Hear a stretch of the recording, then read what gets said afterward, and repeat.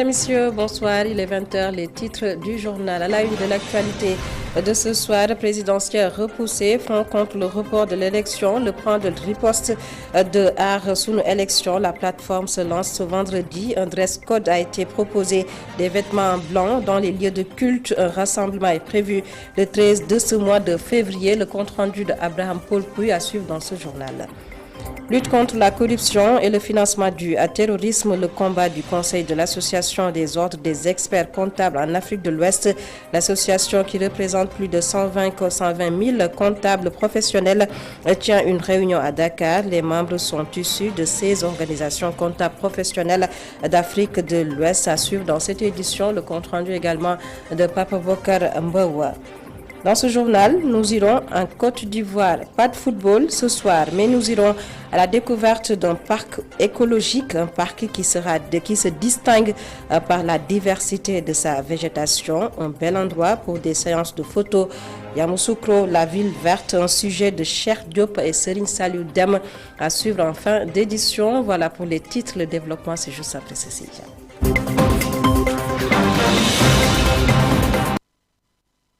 Bonsoir à tous et bienvenue. Drame à Thiès, le corps sans vie d'un homme a été retrouvé à Gant. Des personnes trouvées sur place avancent la thèse du suicide. Les sapeurs-pompiers et la police ont acheminé le corps de la victime à la morgue de l'hôpital Amadou Sakhir Ndiéguène. Nous y reviendrons plus amplement dans nos éditions avec notre correspondant sur place à Thiès, Isidore Alexandre Sen.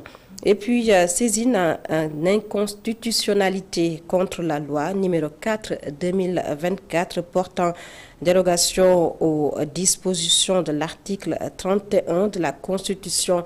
39 députés de la coalition Yewwi Askan Wi ont saisi aujourd'hui les sages du Conseil constitutionnel et c'est relative au report de la présidentielle au 15 décembre 2024. Et justement, la présidentielle reportée, les réactions qui se poursuivent face à la presse, la plateforme Aar Sunu Élection a déroulé son plan d'action pour dire non au report de la présidentielle. Ce vendredi, la plateforme demande aux Sénégalais d'adopter un code vestimentaire, des vêtements blancs dans les lieux de culte. Également, un rassemblement est prévu le mardi prochain. Le point avec notre reporter Abraham Paul Pouy. Pour faire face à ce qu'elles appellent un coup d'État constitutionnel, la plateforme Aar Sunu Élection annonce un plan d'action. Elle compte apporter une réponse citoyenne pour rétablir l'ordre constitutionnel. La semaine prochaine, il est prévu le 13, un grand rassemblement. Donc le format et les modalités seront commis et informés et communiqués. Et il faut aussi dire qu'il y a des actions sectorielles où nous allons participer et amplifier toutes ces dynamiques-là. On a prévu une grève générale. Donc les syndicalistes vont y revenir avec des actions ciblées. Le citoyen au cœur du plan d'action, la plateforme appelle à la mobilisation. Nous invitons tous les citoyens concernés par la préservation des acquis démocratiques à se mobiliser massivement pour apporter une réponse populaire ferme partout dans le pays et dans la diaspora pour empêcher cette confiscation du pouvoir. Par ailleurs, nous invitons les organisations indépendantes, les forces vives de la nation et tous les acteurs à participer à cette mobilisation populaire pour un sursaut citoyen. Au-delà du plan d'action, la plateforme Aar Sunu Élection appelle le pouvoir judiciaire à jouer son rôle, la Cour suprême et le Conseil constitutionnel à prendre leurs responsabilités.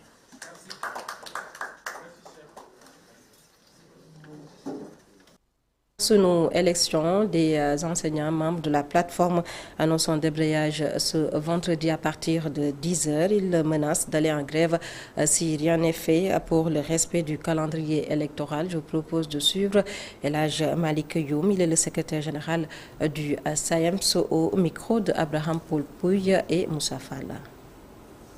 Pour demander à tous les autres syndicats de tous les autres secteurs de comprendre que le combat que nous devons mener n'est pas un combat sectoriel, mais un combat multisectoriel.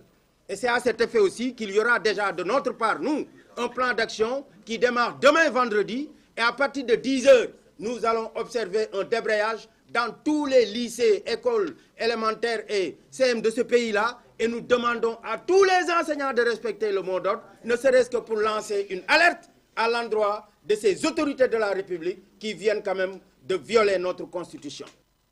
Et puis le premier conseil des ministres post-report de la présidentielle s'est tenu hier lors de cette rencontre hebdomadaire entre le président de la République et les membres du gouvernement. Le chef de l'État, Macky Sall, a demandé au ministre garde des Sceaux de prendre les dispositions nécessaires pour matérialiser sa volonté de pacifier l'espace public, une perspective de décryption politique bien accueillie par le secrétaire général de la RADDHO, Sadi Niasse, appelle toujours au respect du calendrier électoral. Le voici au téléphone de Amadou Baricha.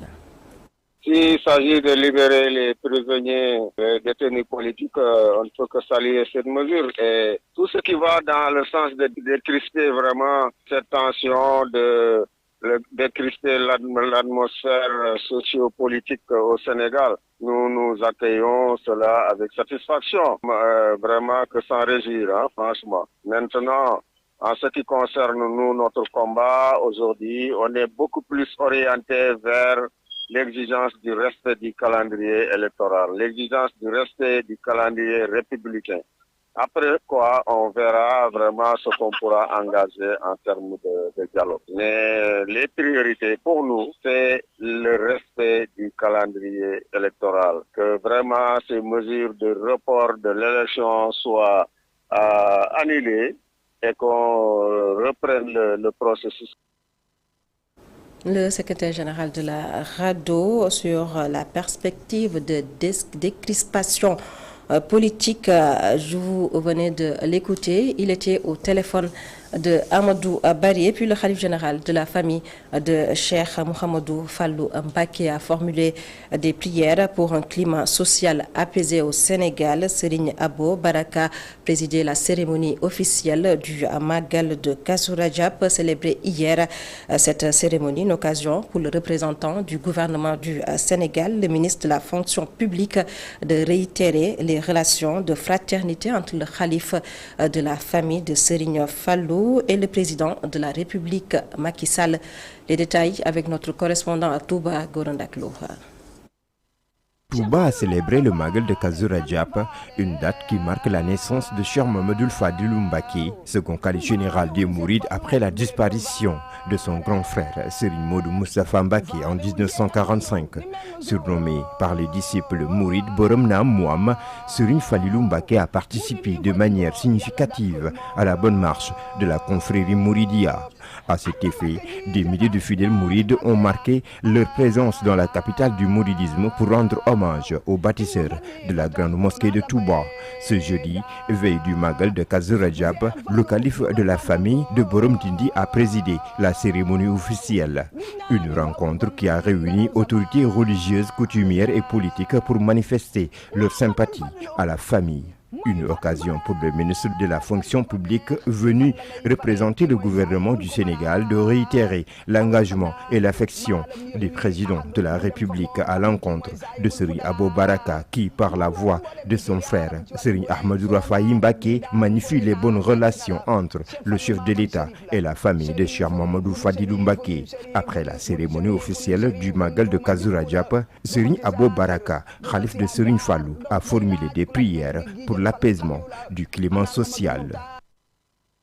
Gorandaklo, la cérémonie officielle du Magal de Kazu Rajab tenue aujourd'hui jeudi au lendemain de la célébration du Magal hier. Et puis contre le retrait de la licence de la télévision Walfadjri, début ce jeudi du plan d'action lancé par le SYNPICS et la CAP. Le premier point, l'éditorial commun, il a été suivi par les quotidiens et le titre licence retirée à Walf TV. Moussa Bokar Thiam, l'avocat du monstre, Ndeye Anta Diop nous fait le point.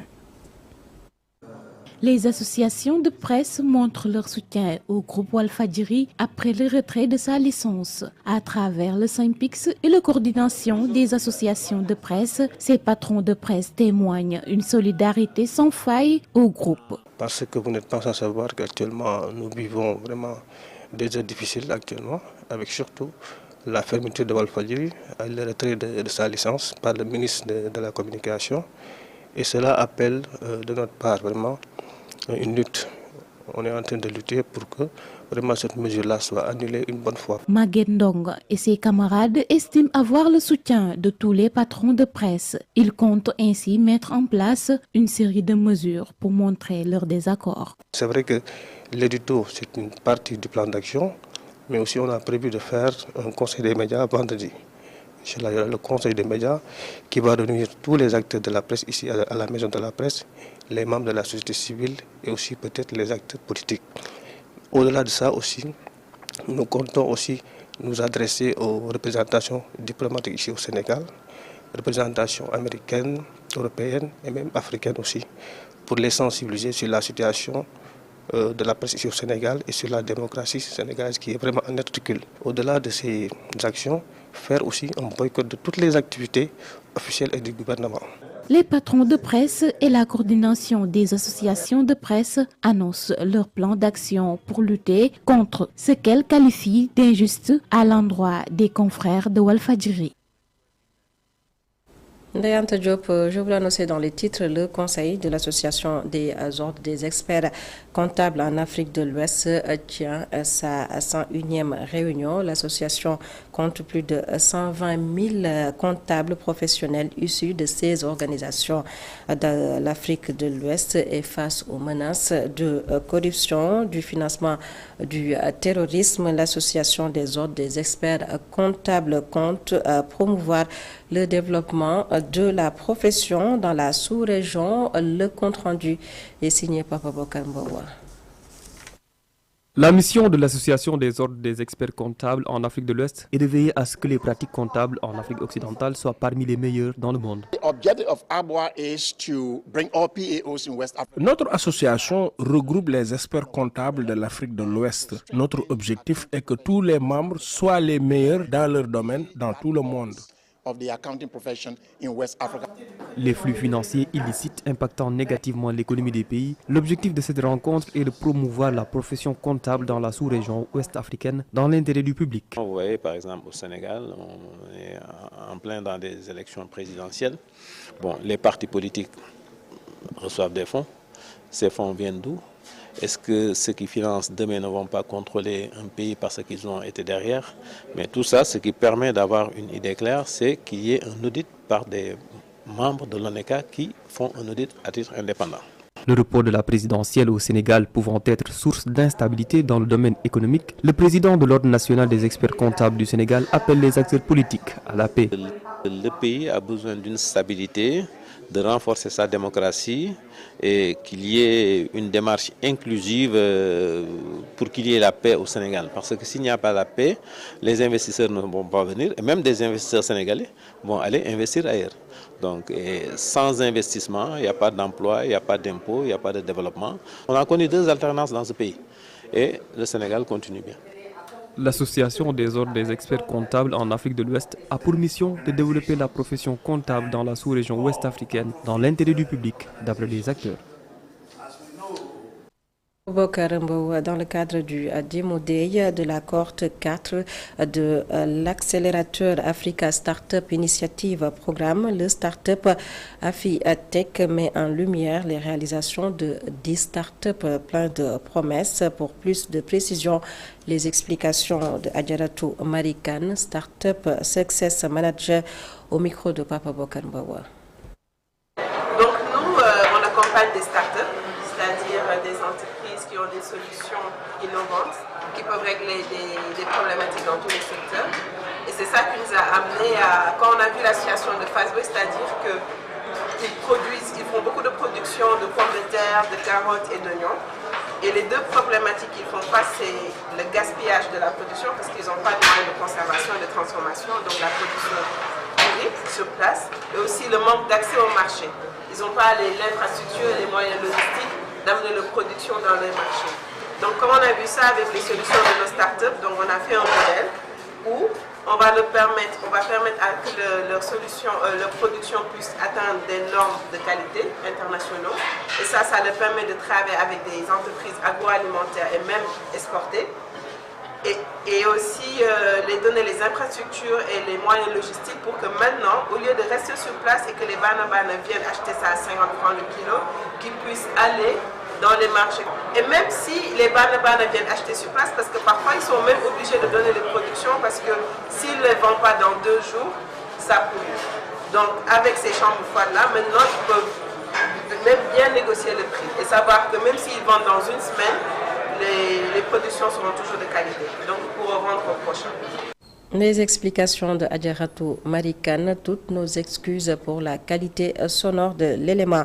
Et puis lutte contre le changement climatique et ses conséquences. Le projet Nebedaï s'engage à Palmarin et c'est pour répondre à la baisse des ressources naturelles dans la zone et pour atteindre son objectif également, lutter contre l'érosion côtière.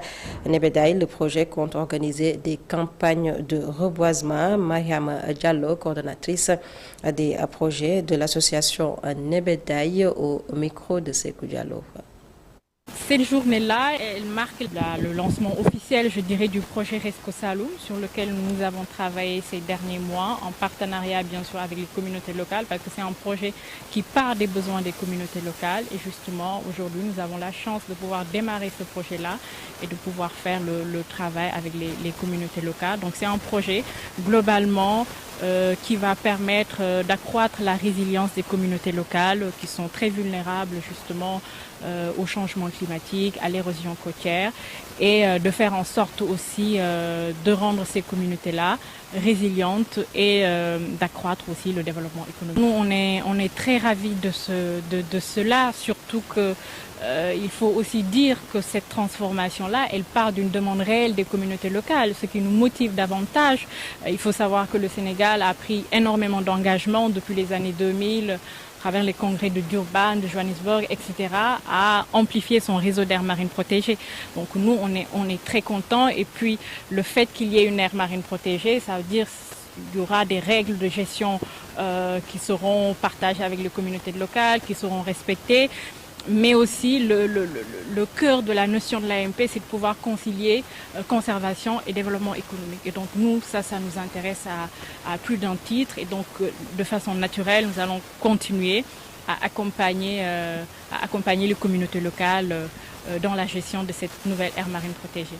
Édition 2024 de l'appel de Seydina Limamoulaye Al-Mahdi, les 10 et 11 février 2024. Dans le cadre de ses activités sociales, la Fondation du Crédit Mutuel du Sénégal a octroyé un important don de produits de première nécessité à la communauté layène. Pour la remise de cet appui, le directeur général du CMS, Crédit Mutuel du Sénégal, a conduit la délégation. C'était en présence de Aïssatou Kane et Mafal Fall.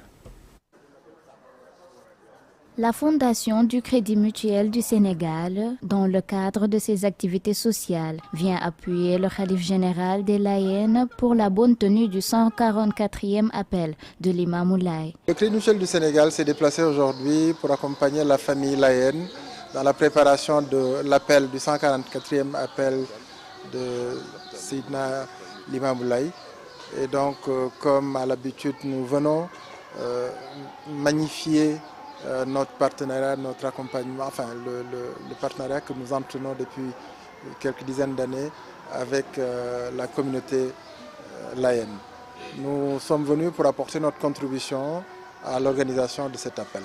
Le Crédit Mutuel du Sénégal n'a pas lésiné sur les moyens. Les denrées alimentaires nécessaires pour soutenir la famille religieuse ont été données. Nous pouvons dire que nous avons apporté de manière générale des denrées de première nécessité dont on a généralement besoin quand on reçoit beaucoup de monde.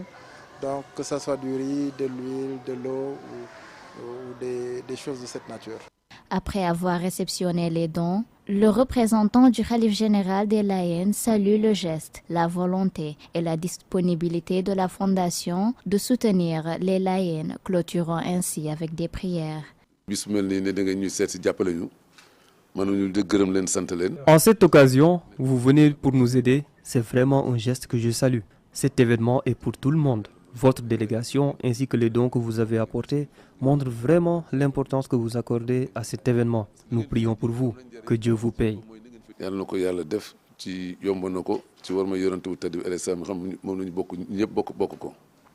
Le 144e appel des Layènes est prévu ce week-end. Yoff, Cambérène et Ngor, point de convergence des milliers de fidèles qui vont venir répondre à l'appel du Mahdi.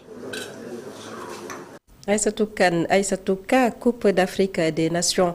Après les matchs de poule, les huitièmes et les quarts de finale, c'est la fin de la compétition. Pour Yamoussoukro, les supporters ont quitté la ville, laissant derrière eux un vide, surtout chez les vendeurs. Reportage avec nos envoyés spéciaux, Sekou Seydi, Serine Saloudama. Ces images datent d'il y a plus d'une semaine, quand la Poulsé disputait encore ses matchs à Yamoussoukro. La ville a retrouvé sa quiétude et ça se fait ressentir dans le commerce. Avant de Cannes, on était ensemble, mais il n'y avait pas de problème entre nous. Donc, s'ils ne sont pas là, ça nous vient parce qu'on a habité de s'amuser ensemble. Puis, il n'y a pas de problème. Actuellement, le commerce est un peu lent. Quand il y a un événement, il y a du monde partout, il y a de l'ambiance. Donc, les marques, là, il y a beaucoup de clients. Dans 2 jours, il y a beaucoup de clients. Ce qui manque le plus à cette vendeuse de pain, mais la communion avec les Sénégalais.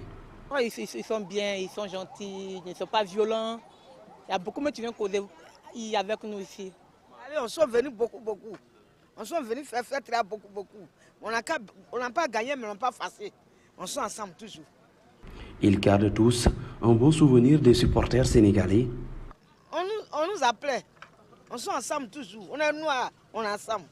Mali, Sénégal, Côte d'Ivoire, Burkina, on sont ensemble. On a les mêmes choses là. Donc, nous, on nous appelait. Nous, on est Ivoiriens, on nous appelait. Yamoussoukro s'est vidé de son monde. Les quelques supporters qui restaient encore ont pris la direction de Bouaké et Abidjan où se joueront les demi-finales. La ville de Félix Houphouët-Boigny est surtout orpheline de l'ambiance bien sénégalaise. Restons en Côte d'Ivoire, Sekou Seydi, plus précisément à Yamoussoukro, non pas pour parler de football, mais plutôt de la verdure. Yamoussoukro, une ville connue par sa tradition de ville écologique. En 1995, un parc de 85 hectares a été aménagé dans la ville, un parc écologique, mais également un endroit pour faire des séances de photos après les cérémonies de mariage. Yamoussoukro, une ville verte. Le sujet est signé Cheikh Diop Serine Saloudama.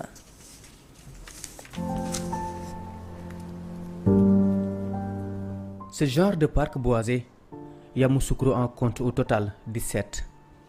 Ils s'étendent chacun sur plus de 5 hectares, ce qui fait en général un parc de plus de 85 hectares d'espace réservé aux différentes espèces de plantes qui constituent le poumon vert de la ville. Mais si ce paradis écologique a vu le jour dans la ville de Yamoussoukro, c'est grâce à la bonne idée d'un visionnaire.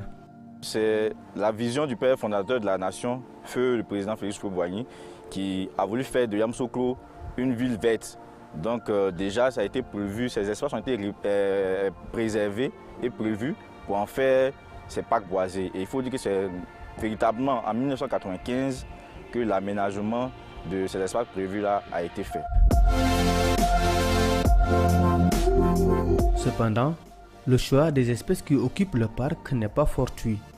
Au moment de l'aménagement en 1995, l'accent a été mis sur leur capacité à rapidement occuper l'espace et à y demeurer. Dans l'immédiat, les espèces qui nous entourent, on a le Terminalia mentali, on a les eucalyptus et puis le Mélina, G. Mélina arborea. Bon, c'est 3 espèces qui évoluent rapidement. Ce n'est pas des espèces locales, mais bon, qui ont permis de pouvoir recouvrir la surface rapidement. À ses débuts, le parc subissait l'agression de corps étrangers.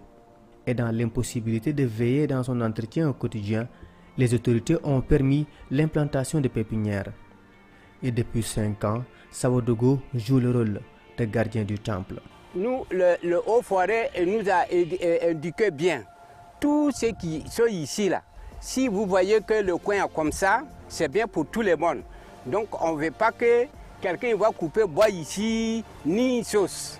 Voilà, tout ça là, on peut faire ce qui est bien pour tout le monde.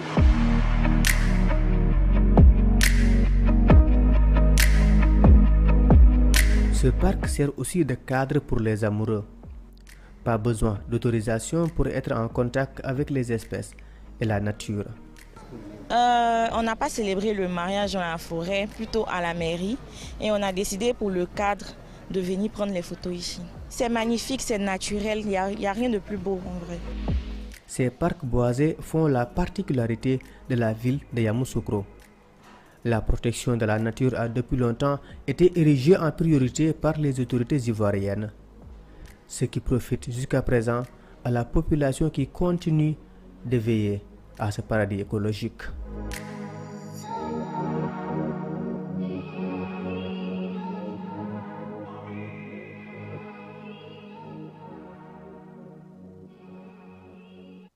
Et c'est sur ces belles images que nous bouclons le journal. Yamoussoukro, une ville verte, le sujet signé Cheikh Diop, Serigne Saliou Dème. C'est la fin de cette édition. Mesdames, Messieurs, merci de nous avoir suivis. Excellente suite des programmes sur ITV, la suite de RSA, retour sur l'actualité Baba Ndiaye et son équipe tout de suite.